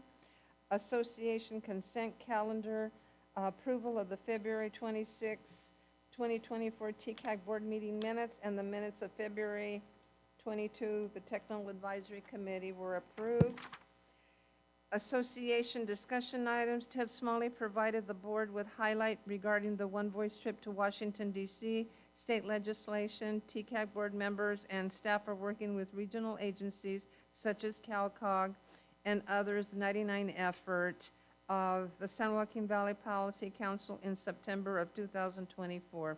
That concludes the report. The next meeting is April the 15th. Council of Cities is in conjunction with the city selection, so I'm going to go from one and go right to the next one. We convened as a city selection committee on March the 20th. We had not met in quite some time. Our last meeting was in May of 2023. Point of order, Mayor Rudy Mendoza is now the chair, and Mayor Frank Alves is the vice chair for the calendar year of 2024. The minutes of May 17th were reported and approved. The appointment of large city representative to LAFCO, a motion made by Brian Pachigian was made to keep Councilwoman Liz Nguyen as the representative. There was a second for discussion, but not certain by whom. Legal counsel brought to the table that the change had been made previously, that the large city representatives would be on a rotation basis as the small cities. I and others reiterated that this decision was made and the rules of procedure were changed accordingly in 2022. That was, that it had been a lengthy discussion at that meeting. The motions were rescinded and withdrawn for Liz Nguyen. The next city in rotation would be the city of Tulare. Councilmember Dennis Medeiros had submitted his interest as the representative. No further discussion. It was unanimous that the LAFCO large city seat representative will be Councilmember Dennis Medeiros. The meeting of Incorporated Cities of Tulare County City Selection Committee adjourned, and then we reconvened as a Council of Cities. Self-introductions, no public comments. Discussion of the transit representative and alternate to the TCAC board. The process was handed out and information was provided for the selection of a transit representative to the TCAG board. This will be coordinated through the city manager. That information will be coordinated and brought to the table here. Councilmember Meister brought to the table the discussion for the repeal of Prop 47, a good dialogue. Cities, if interested, would take back to their council for individualized city letters. Joint letter, probably with a probability with the list of principal. It was just a discussion. Reform versus repeal was brought as a highlight. And I had stated at that meeting that the city of Porterville had not taken action, that it would be brought here for full discussion as we did tonight. Future items would be the Cross Valley Corridor Phase 1. The meeting adjourned. The next meeting is scheduled for May the 15th. Moving on to Larry County Task Force on Homelessness. Claudia Calderon and I did not attend. We looked at the agenda, and after reviewing, as you heard me share before, that we participated in completing the survey, and it was over an hour and a half of time of answering each question individually, and that I had expressed disappointment. Looking at the agenda, they were actually going to go into the second goal that we had already completed. So we chose to not attend that meeting, but we will be seeing if they have summarized the information, and so that we can participate at the next scheduled one. I look forward to seeing that. The Tulare County Economic Development Corporation, that was on March 27th. Mr. Jason Ridenhour and I attended in person. The minutes for February 2024 were unanimously approved. February financial reports were reviewed, accepted, and approved. We had a presentation by a Mr. Gary Potter, Central Valley Mother Lode Consortium. I have already asked city staff to send that link to all the council members on the dais so that you can see what his presentation was all about. It should be coming out, so. Project and client services updates. Currently, there are 42 active project files. That is through March the 18th. The most active projects for the month. A confection manufacturer is looking to expand into the United States and purchase a greenfield site. They are seeking 300 acres of greenfield in an industrial zone. They estimate 1,000 jobs will be created by completing the site phase 2 of the expansion. An aerospace company is seeking a larger facility on the West Coast. They are seeking 150,000 to 200,000 square feet of industrial or subdividable warehouse space. An estimate of 75 to 100 jobs will be created within the first 12 months of operation. An energy storage manufacturer is seeking to locate 2 manufacturing facilities that can be co-located, combined, or sited independently. The company is looking for approximately 350,000 to 450,000 square feet of building for Facility 1 and a 350,000 to 400,000 square foot building for Facility 2. They estimate that 700 jobs will be created. We were just given updates on the annual Economic Summit sponsorship recap and talked about 2025 early bird. What? Not yet. No, they send out, they just brought those, searching. They're searching, and that, they take it to the TCEDC, and they start looking for probable locations. You're welcome. Then the early bird sponsorship for the 2025 summit for next year. We were provided 2024 said meeting dates. I encourage you to go on the Tulare County Economic Development website. If you haven't done so, I encourage you to do that, just so that you're aware of some of the updates. CEO will be on maternity leave beginning August 1st through November, so good luck to her. And then there was a special invitation announcement that will be coming to Tulare County. The Governor's Office of Business and Economic Development, the Director, Dee Myers, will be here late April or May, and I look forward to that information to be sent to us. That concludes my report. Our next meeting is April 24, 2024. The Tulare County Regional Transit Agency Budget and Finance Committee, Councilmember Wyrock. This was the first meeting of the established Budget and Finance Committee that was properly noticed and in attendance. We had a quorum, some general discussions on just general business matters. There were no spreadsheets. There was no accounting shared. There was no balances shared. There was, however, shared some information that some of the grants that had been applied for were consolidated and resubmitted for funding. How the consolidation occurred, what grants were consolidated into what other request was not given in detail. Just prior to closing, because we had no spreadsheets and really no financial items reviewed, I did request a chart of accounts that would track each grant and the expenditures to those grants, and those related costs on those specific grants. With that, I hope that our next meeting with the Finance Committee, we can dive deep into the numbers and take a look at where the money's coming from and where it's going. That is my report. And I don't have the next meeting date, but it's later in the month of April. Thank you. Thank you. Vice Mayor, you had a question? Yeah. Councilmember, I just had a question. If the Budget and Finance Committee didn't consist of spreadsheets and financials, how is the agenda structured? I don't have the agenda here with me, but it was, there was a moment where we opened it up for public comment. There was none.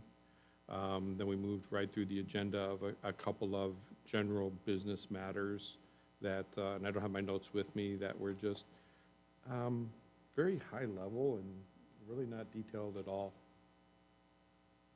So on the agenda, you are able as a committee member, though, to request, like you did, you asked for chart of accounts. Is that going to be like a set item on the agenda for? I would hope it is. I did make this statement. I asked, like, if a grant is numbered 1,000, are all the expenditures like 1,000 dot something, 1,000 dot something else, 1,000 dot something else? Where's all the money going? And then I also asked if there's a procedure in place to where before we pay the bill, if there's a review process, and if some of the amounts that are being paid have to have a second reviewer and maybe two signatures, or is it just one signature? So I'm looking for the protocol on how we spend the money and what account it's coming out of.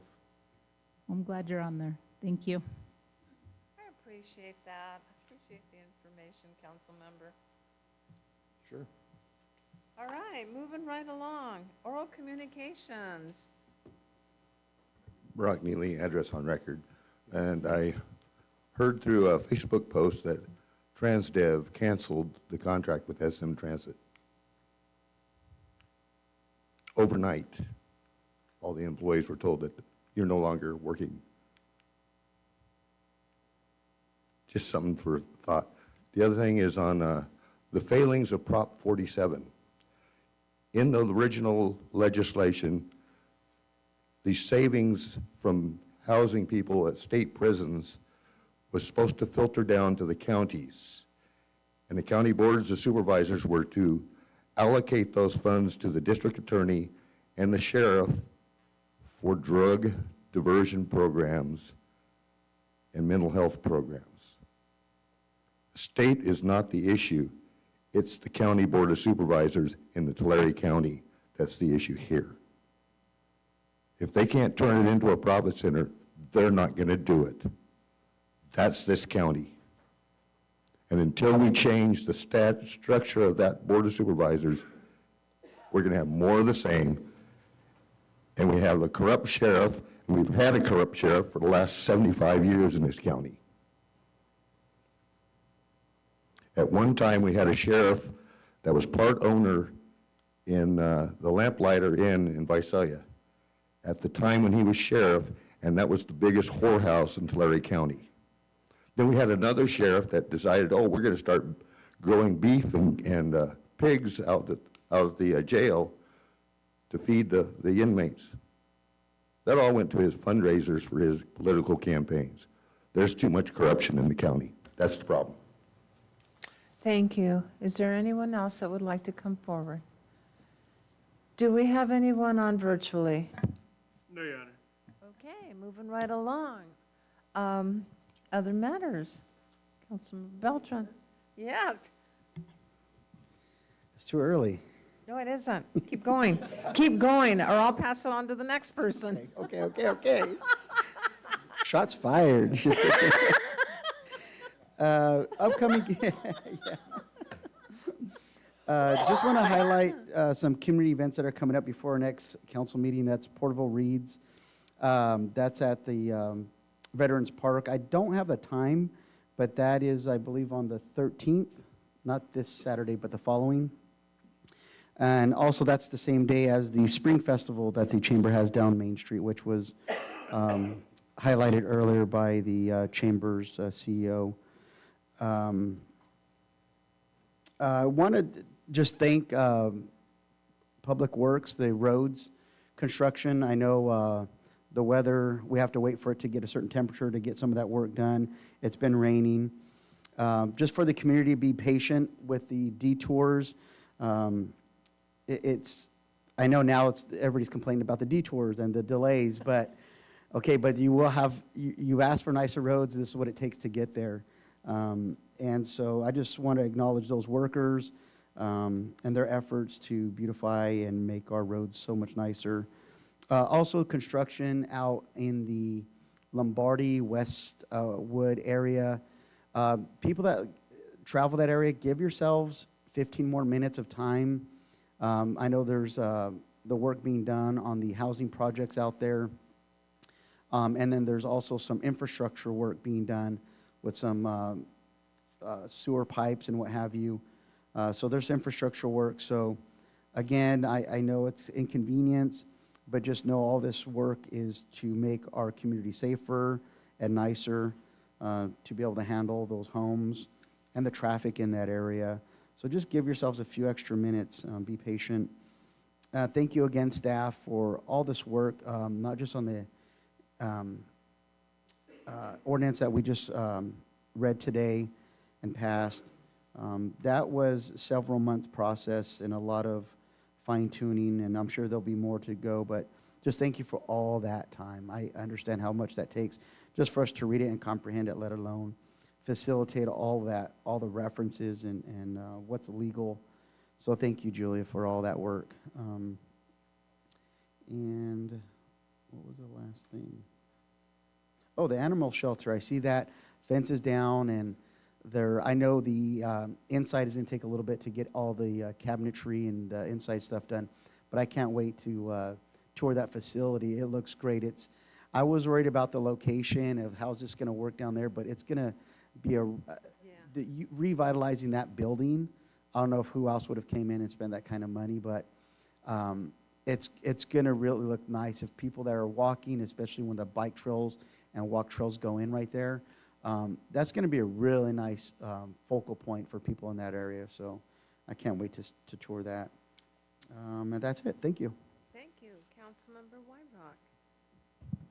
I'd like to thank Public Safety, the fire, and the response to that fire that I could see from Lindsay, and I was driving up and I purposely didn't turn at Holy Cross to go down to where the scene was, but the attack happened and you guys got the fire under control, so thank you for that. And just the detective work, every once in a while, for people that don't know, we'll get a text message to us about a fire or a police activity, and then it's only a matter of time before we get a follow-on text on how well the detectives are doing. So we appreciate that, and we appreciate their willingness to help us with this homeless situation, to hire up some staff to help them help themselves, if you will.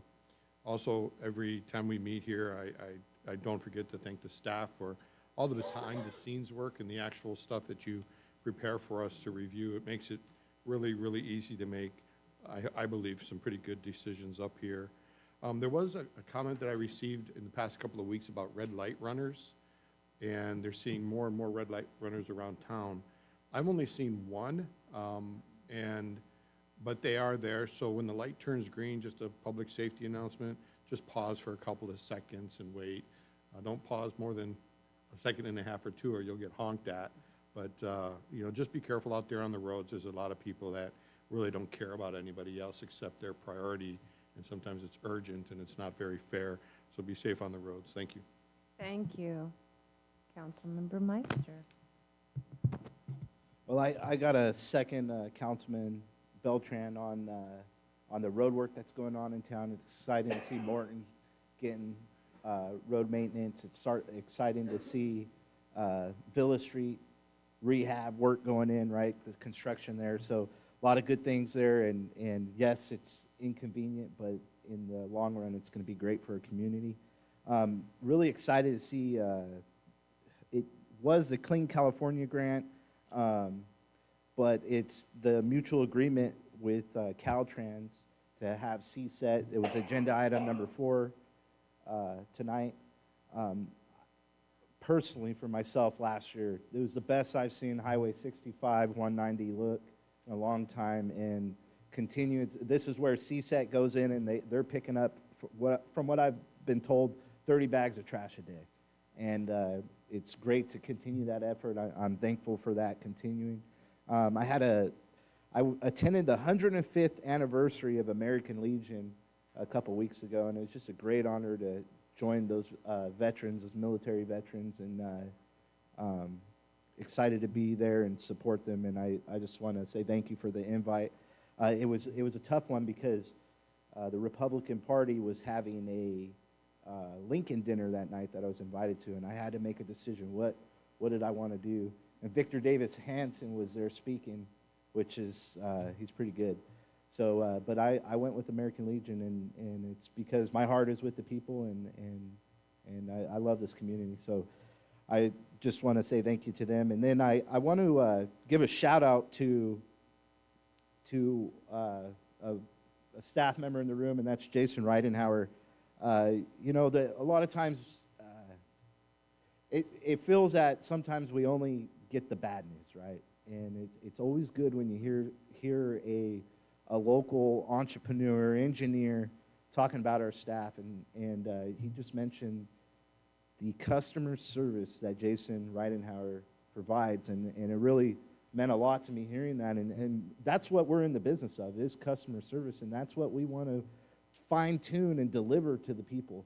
And so, Jason, I thank you for being that man and delivering that. And then lastly, and this is maybe controversial, but I don't care.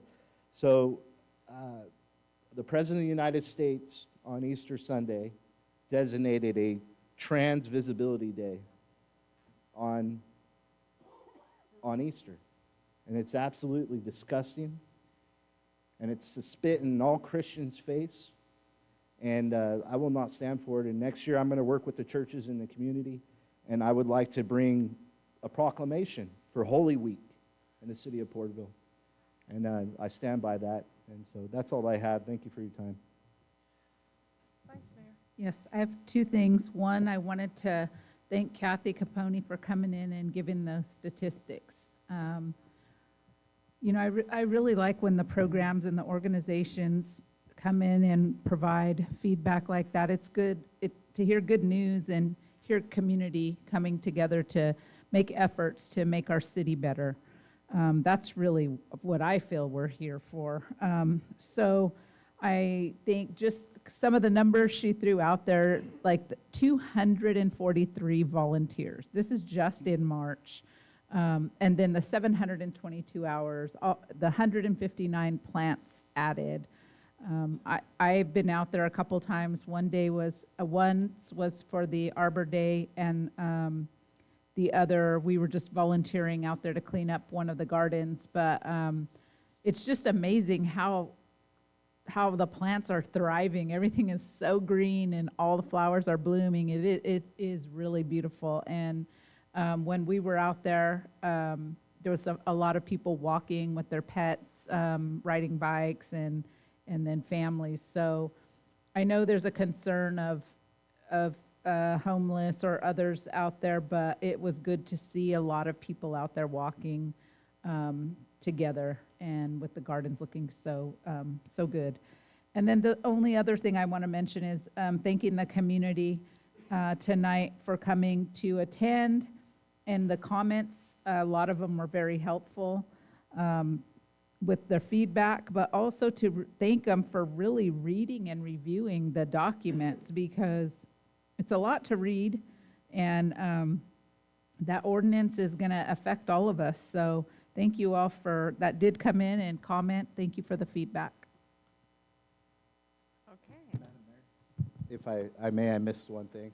I saw the roll of the eyes, but I do have the petition for Proposition 47. I'd hope that you guys can join me in signing. I know staff is not allowed to sign this during hours, but Walt Orth, you're in.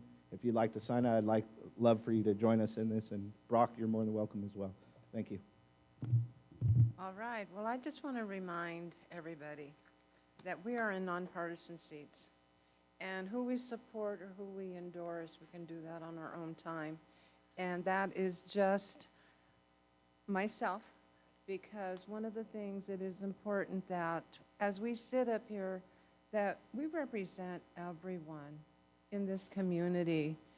And that decision is made by the vote. And many people remind us that we really need to focus on the infrastructure of the city, the water, the sewer, the public safety, IT department, to make all these other organizations, the fire department, and everything that pertains to the city and the quality of life. With that being said, it takes me to the Exchange Club Public Safety Recognition Dinner.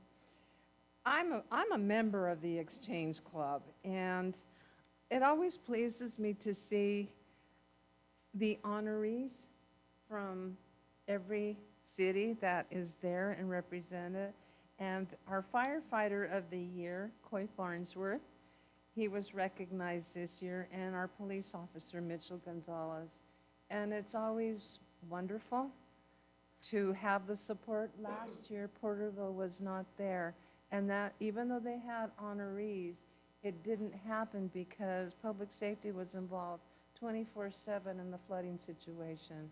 So it was full, it was nice, the food was good, and we're moving right along because it's 8:28. Patrice. Yes, I just wanted to remind the council that PD will be having a swearing-in ceremony this Thursday at 8:30 in the morning. We have 3 new officers being sworn in, and then they will also be introducing 4 civilian employees, new employees, a clerical assistant, a property and evidence technician, and then 2 community service officers. So hope you can make it. Okay. Anybody else have anything to say? You do? Also, I just want to thank Bring the Community Development Department, and the Arts Commission. They'll have a booth at the Spring Festival again this year doing chalk art. So if you're at the Spring Festival, look for Christina Tank. She'll be at the Arts Commission booth, and we'll have a chalk art. All right. Anybody else want to say anything? This is your moment. I've got the gavel in hand. Everyone's done. It is 8:29.